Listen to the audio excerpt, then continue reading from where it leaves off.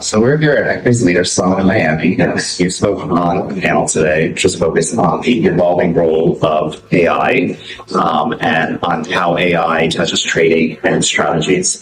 So first question I want to ask you is, how do you see AI-driven contract intelligence and risk assessment shaping the future of deal making for private equity firms and institutional investors? Well, thank you so much for having me. I had a wonderful time today. It was an amazing conference, and I had so much fun speaking on the panel. To answer your question, in terms of how it's changing everything, I think that up until now, we've been used to very kind of traditional, very slow processes. And one of the most frustrating things as the general counsel and an in-house attorney has always been that you have people on the business side who are always pushing you. Everybody wants the deal done. Everyone's like, we got to do this now. We got to do this now. We got to be fast. Whereas legal is purposefully slow, purposefully cautious, purposefully careful. And what happens is that when you have humans who have to sit there and read contracts line by line and figure things out and figure out all the complexities, this slows down all the processes. And it's very, very frustrating for the people that you work with in the rest of the company. But frankly, it's frustrating for legal as well, because we get inundated with so much data, so much documentation, and there's so much to understand.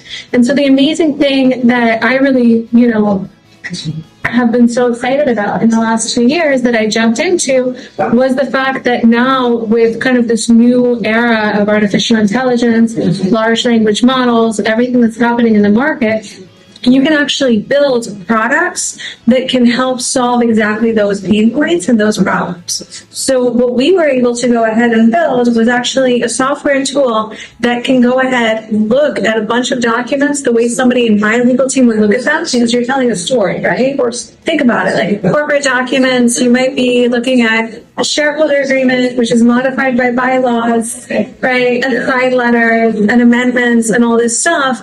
A generic AI tool won't be able to look at all of that. Obviously, pre-AI, you didn't have any way to do that. But we build custom software that's able to look at it the way that I do and get those insights. So does it replace me? No. Does it replace the news and careful? No. But it speeds up the process exponentially. So what used to take a week takes 10 minutes. Right. Well, yeah, that's fantastic. That's what we all want, is to speed up our response time and be able to do more with less, right? So that's great. Absolutely. So EOS brings together buy-side and sell-side executives to discuss technology-driven innovation in capital markets.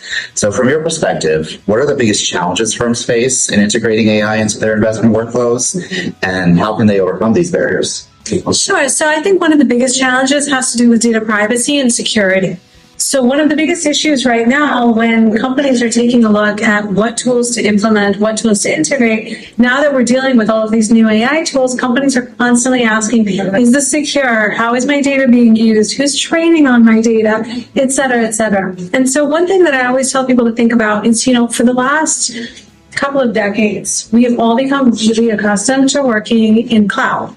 And we become accustomed to the fact that we kind of know that some of our data is definitely being used, right, for testing purposes. It's fairly obvious. I mean, you go on Instagram and that thing you were just talking about with your friend, all of a sudden that's like ad after ad after ad, right? Now, if you're on Zoom, it's being used for data testing. If you're using Google Docs, if you're using, Microsoft Office Suite, etc., you're working in the cloud and you're giving up an element of privacy, but you're also trusting those enterprise solutions. And so you're trusting their privacy policies, you're trusting their terms of service. So first of all, if you're working with external large language models, AI tools, the first thing you want to do is make sure, are you working with the enterprise level system? Are you working with tools that have the right privacy policies in place? You want to make sure that they're not retaining your data. You want to make sure that they're not training off of the data. And that's really critical, because especially when we start talking about very large companies, you have a big problem right now where a lot of companies are implementing no AI policies. And they're saying, don't use ChatGPT in the workplace, etc. But guess what? Everybody does. They use it on their phone. Absolutely. Right? Everybody's using it on their phone anyway. We haven't given a third solution. And so what ends up happening is a lot of data is now trickling out. A lot of sensitive materials are trickling out. So people want to use AI. They want to interact with AI. It's much better for those companies to actually find just a great solution and ensure that those security and privacy protocols are in place.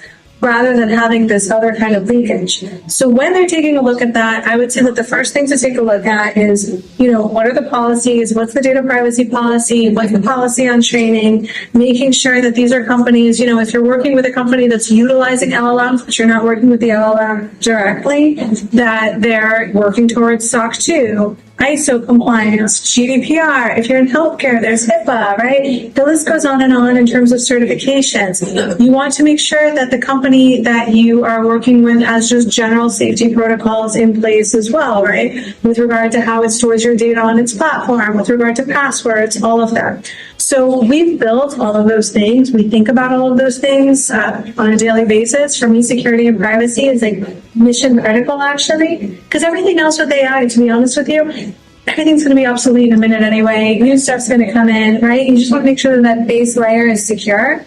The other thing that we actually went ahead and did in-house is we took open source tools and we were able to go ahead and build our own small language model.